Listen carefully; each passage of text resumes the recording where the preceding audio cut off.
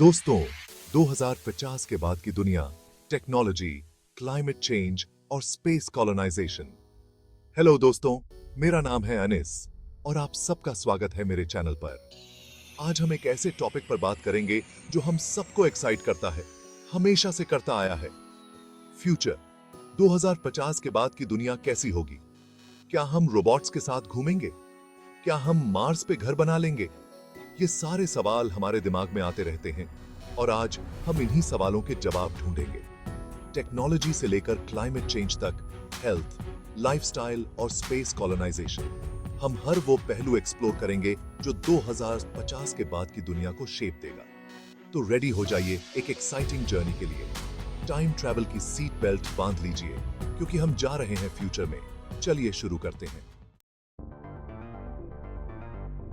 दोस्तों, 2050 के बाद की दुनिया में टेक्नोलॉजी का राज होगा, ये तो पक्का है। लेकिन ये राज कैसा होगा?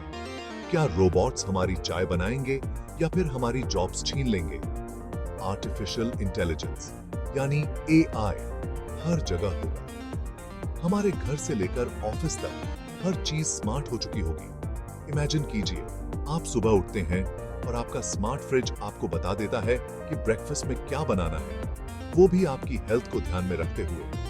आपकी सेल्फ ड्राइविंग कार आपको ऑफिस छोड़ने आती है और आप ट्रैफिक में फंसने की बजाय अपना काम खत्म कर लेते हैं। एडवांस्ड रोबोट्स हर जगह होंगे, फैक्ट्रीज में काम करते हुए, हॉस्पिटल्स में सर्जरीज परफॉर्म करते हुए और शायद रेस्टोरेंट्स में खाना भी सर्व करते हुए। लेकिन इस सब के साथ एक डर भी होगा। क्या मशीन्स इतनी इंटेलिजेंट हो जाएंगी कि वो हम पर ही कंट्रोल करने लगेंगी?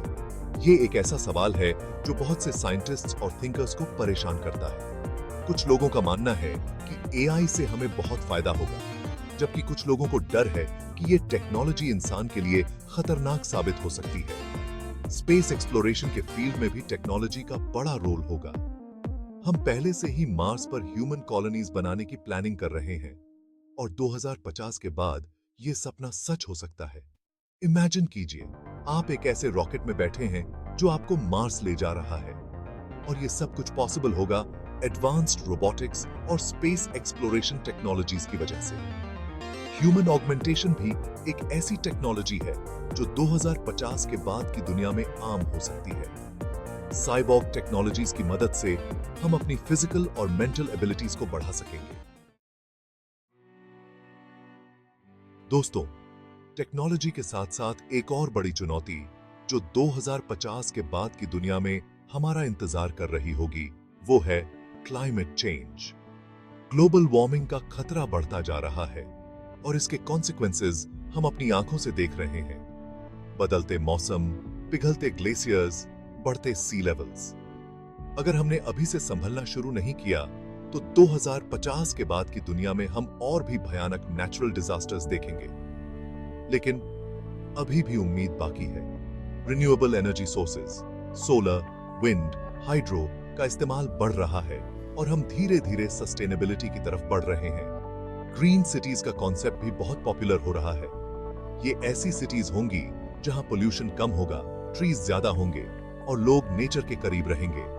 इको फ्रेंडली टेक्नोलॉजीज भी इस जंग में हमारा साथ देंगी। Electric vehicles, energy efficient buildings, waste management systems, ये सब क्लाइमेट चेंज को कंट्रोल करने में मदद करेंगे। लेकिन सिर्फ टेक्नोलॉजी ही काफी नहीं है। हमें अपनी लाइफस्टाइल में भी बदलाव लाने होंगे। हमें कम से कम एनर्जी कंज्यूम करनी होगी, प्लास्टिक का यूज कम करना होगा और सस्टेनेबल लिविंग को अपनाना होगा। ये धरती सिर्फ हमारी नहीं है, बल्कि फ्यूचर जनरेशंस की भी है और हमें उसे बचाने के लिए मिलकर काम करना होगा। दोस्तों, क्या आपने कभी सोचा है कि अगर आप 150 साल तक जी पाते तो क्या होता? 2050 के बाद की दुनिया में यह मुमकिन हो सकता है। जेनेटिक इंजीनियरिंग और मेडिकल साइंस में हो रही रिसर्च की वजह से हम डिजीजेस को जड़ से खत्म करने के करीब पहुंच चुके हैं। कैंसर जैसी बीमारियों का इलाज मुमकिन हो जाएगा और हम अपनी लाइफ स्पैन को काफी हद तक बढ़ा सकेंगे। एंटी एजिंग टेक्नोलॉजीज भी इस फील्ड में चमत्कार करने वाली हैं।